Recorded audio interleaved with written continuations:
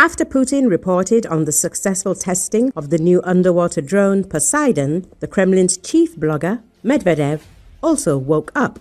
On his social media page, the former Russian president decided to praise Poseidon. He first insulted the head of the Belgian Ministry of Defense, then wrote that, unlike the Burevestnik, the Poseidon could be called a doomsday weapon.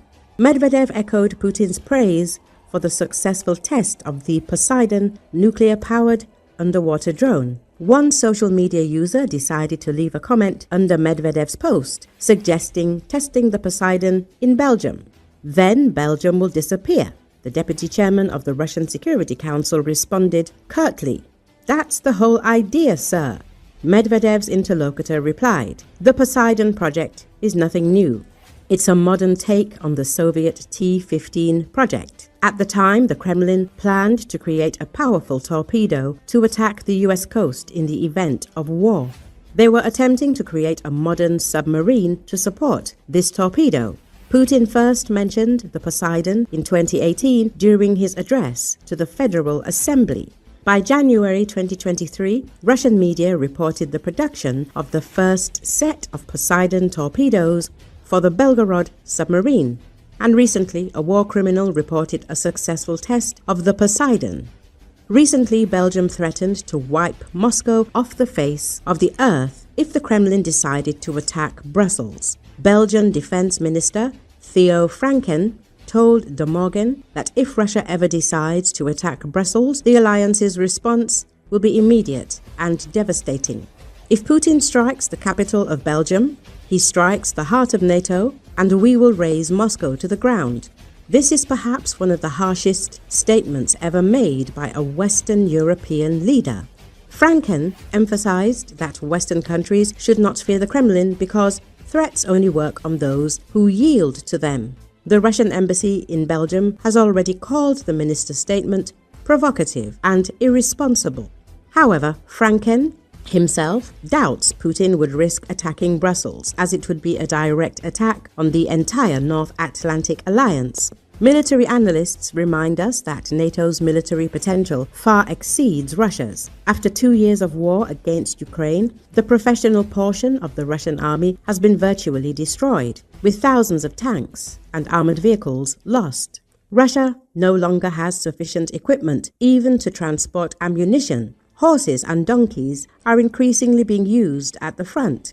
Against this backdrop, the threat to raze Moscow to the ground sounds less like a figure of speech and more like a military technical fact. NATO countries truly have all the capabilities to do this, from high-precision missiles to strategic aviation and nuclear forces. Francken also noted that he is most concerned about Russia's hybrid actions, destabilization, provocations, and incitement on the alliance's eastern borders. The little green men in Estonia, who are inciting the Russian-speaking minority against the Nazi regime. Before you know it, they'll annex part of Estonia, he said.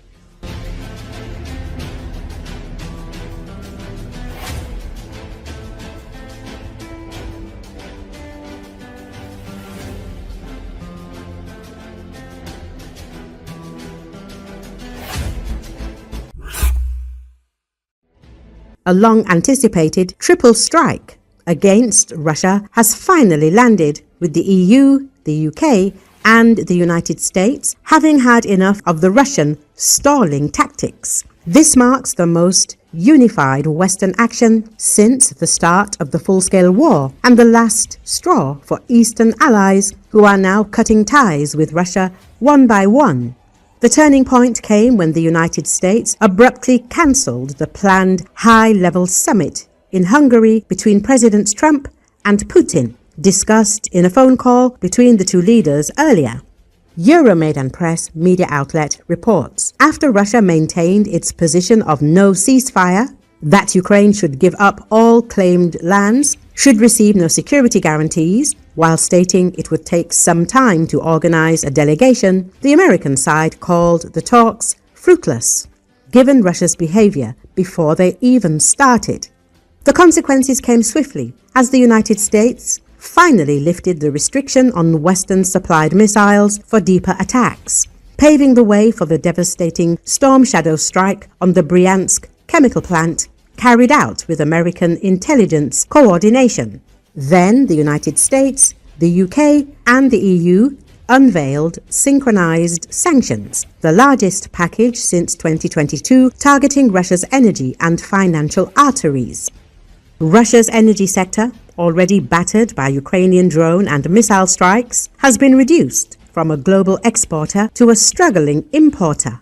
The new sanctions deliver the final blow, as India announced a complete suspension of state imports to comply with US measures, while private refiners did the same, as the country negotiates a trade deal with the United States that would lower tariffs on Indian exports in exchange for cutting Russian oil, Euromaidan Press says. Meanwhile, China's state energy giants halted new seaborne Russian crude purchases within hours of the sanctions announcement, fearing secondary penalties for them as well. This effectively isolates Russia from its two biggest buyers and economic lifelines, which combined hold an over 85% share of Russian crude exports. In 2022, oil and gas brought $130 billion into the Russian federal budget. By 2023, that number had collapsed by nearly 20% to around $109 billion. Even with temporary stabilization in 2024, cumulative losses exceeded $100 billion due to price discounts for India and China, who took advantage of Russia's weakened market position. As of mid-2025, monthly oil tax receipts were down another 28% year on year. Now, sanctioned Rosneft and Lukoil accounted for half of Russia's 10.6 million barrels per day output and nearly a third of all federal tax revenue, Euromaidan Press claims.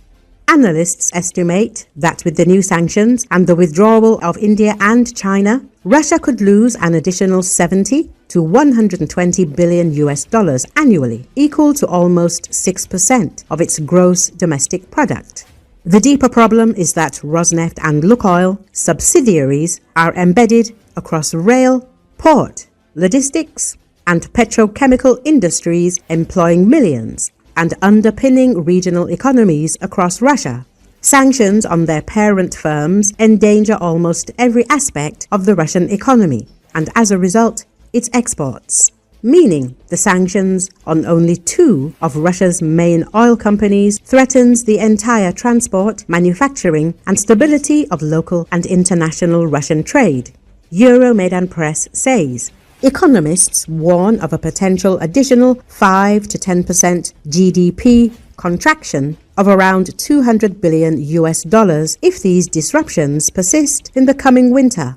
For Russia, time is running out, and Putin may insist he will not act under pressure, but with energy giants crippled, allies retreating, and sanctions closing every door, the pressure is now total and inescapable.